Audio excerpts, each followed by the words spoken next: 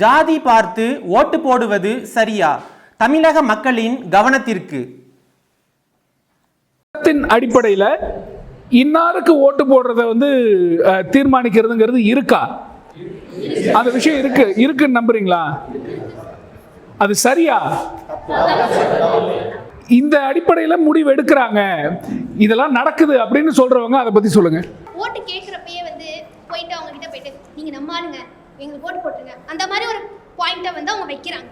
அப்படி வைக்கிறப்ப என்னன்னா அவங்களுக்கு கேட்டுட்டாங்களே அப்படிங்கிற ஒரு தாட் வருது. அவங்க சரி நம்ம போடுவோம், நான் கரெக்டாக போடுவோம் அப்படிங்கிற ஒரு பாயிண்ட்டுக்கு வந்தாலும் கேட்டாங்களே, கேட்டதுக்காக போடணுமே, சரி இன்கேஸ் போட்டு நம்ம போடாமல் போயிட்டோம்னா என்ன ஆகும் அப்படிங்கிற ஒரு தாட் வரப்ப ஆஸ்லேட் ஆகுறாங்க.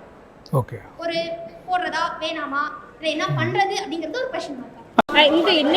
இன்னைக்கும் ஜாதி இருக்குன்னு நீங்க நினைக்கிறீங்க? கம்பல்சரி எல்லா ஒரு துறையிலுமே ஜாதி பார்த்து தான் இயங்குது. இந்த ஜென்ரேஷன்ல பசங்க ஜாதி பார்த்து பழகிறதில்ல. மற்றபடி திருமணம் உறவு அப்படின்னு பார்க்கும்போது ஜாதி பார்க்குறாங்க. நாங்கள் யாரும் ஜாதி பார்த்து இருக்கிறதில்ல. இது முன்னாடி காலகட்டத்தில் இருக்கிற நபர் மட்டும் ஜாதி பார்த்துன்னு இருக்காங்க. இன்னமும் சின்ன பசங்க யாரும் பார்க்கறதில்ல, ஒரு டீனேஜ் யாரும் பார்க்கறதில்ல. ஏன்னா ஜாதி பார்க்காம இப்போ லவ்ஸ்லாம் அப்படி தான் நடக்குது. காதல் திருமணம் ஜாதி இல்லாமல் அப்பாற்பட்டு தான் காதல் திருமணம் நடக்குது. ஒத்து போனால் பெற்றவங்க ஒத்து போயிருந்தாங்க, அவங்க சந்தோஷமாக இருப்பாங்க. இதில் நடுவில் இந்த ஜாதி பார்த்து பெற்றவங்க ட்விஸ்ட் பண்ணி வரதுனால லேடிஸும் சரி ஜென்ஸும் சரி அவங்களோட மன வாழ்க்கை ரொம்ப பாதிச்சு அவங்க பிரியக்கூடிய நிலைமை கூட வருது இந்த ஃபேமிலியால், ஜாதினால. நிஜமாக ஜாதி பார்க்காதீங்க. ஜாதி பார்க்கறதுனால பல பிரச்சனை வருது, மனுஷன் சந்தோஷமே கெட்டு போயிடுது. உண்மையே வேதான், அது இன்க்ளூட் மீ. ஆமாம், இல்லை ஃபீல் பண்ணுறதில்ல. 10 வருஷம் ஆயிடுச்சு கல்யாணம் ஆகி. இது வரைக்கும் எங்கள் மாமனார் என் கூட பேசணும். ஓகே, உங்கள் ஃப்ரெண்ட்ஸ் என்ன ஜாதின்னு உங்களுக்கு தெரியுமா? இல்லை, சுத்தமாக தெரியாது. ஒருவேளை அவங்க கீழ் ஜாதியாக கூட இருக்கலாம். அப்படி இருக்கும்போது நம்ம எல்லாருமே ஒரே சமமாக தானே நம்ம பார்க்கணும். என்னதான் இருந்தாலும் அவங்க மேல் ஜாதியாக இருந்தாலுமே நம்ம எல்லாருமே நம்ம சமமாக தான் பார்க்கணும். அதனால் நான் எதுவும் பார்க்குறதுலாம் கிடையாது. இல்லை, யார்ட்டையும் கேட்டதில்லை, என்கிட்டையும் யாரும் கேட்டதில்லை. ஒப்பீனியன்லாம் எதுக்கு அதெல்லாம் பார்த்து அது என்ன ஃப்ரெண்ட்ஷிப்? அப்படி பார்த்து பழகிறது என்ன ஃப்ரெண்ட்ஷிப்? யூஸ்வலாக யாரும் கேட்டுக்க மாட்டோம். தெரிஞ்சுக்க கூடாதுன்னு இல்லை, அது எங்களுக்கு தேவையில்லாத விஷயம். No, obviously no. That was never a priority for us. Like, if they got well along with us, if we understood them, that was more enough than the caste. தெரியாது, அவங்க கேரக்டர் தானே முக்கியம். நம்மளுக்கு எப்படி நம்ம கிட்ட எப்படி இருக்காங்க, க்ளோஸாக இருக்காங்க, அதான் முக்கியம். தவிர அவங்க கேஸ்ட் ஒரு மேட்டரே கிடையாதுல்ல. இல்லை, அதெல்லாம் தெரியாது. நம்ம அவங்க எப்படி இருக்காங்க, நல்லா இருக்காங்களா, அவங்க சர்க்கிள் அந்த மாதிரி அப்படி தான் நம்ம பழகிறோம்.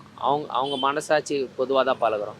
கேஸ்ட் பார்த்துலாம் பழகிறது இல்லை. நல்லா இருக்கிறதுனா மனசாட்சி. ஆமாம், அவங்க மனசை புரிஞ்சுக்கிட்டு தான் நாங்கள் பழகிறோம். மற்றபடி வேறு கேஸ்ட்டு, வேறு எந்த ரிலீஜன்ஸ் அதெல்லாம் கிடையாது. என் கூட தான் சுற்றுவானுங்க.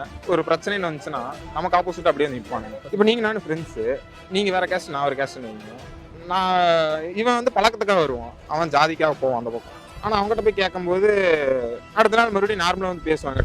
நான் ஏன்டா இப்படி பண்ணேன்னு கேட்டால், ஆயிருந்தாலும் அவனை விட்டு கொடுக்க முடியாது, நல்லது கிட்டக்கு அவன் தான் என் கூட வருவான் அப்படின்னு. ஏன் நான் வர மாட்டேனடா. ஆனால் ஃப்ரெண்ட்ஷிப் எப்படி இருக்குன்னா அந்த அளவுக்கு க்ளோஸாக இருக்கும்.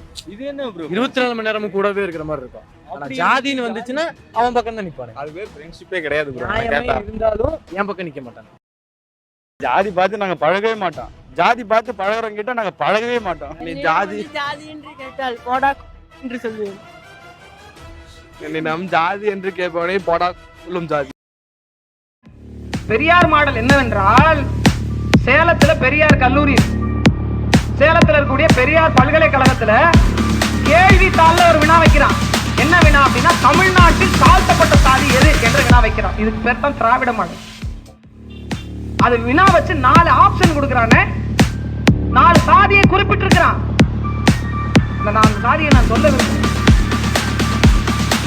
அந்த 4 சாதியை குறிப்பிட்டு தமிழ்நாட்டில் எது தாழ்த்தப்பட்ட சாதி என்று பேசுகிறான். அதை தொடர்ந்து எந்த ஒரு கட்சியும் சரி, எந்த அமைப்புகளும் சரி, அந்த சாதி சார்ந்தவர்களும் சரி, அந்த சாதிக்கு சங்கம் வைத்திருப்பவர்களும் சரி, ஒருத்தர் பேசிக் கொண்டிருப்பது யார்? நாம் தமிழர் கட்சி.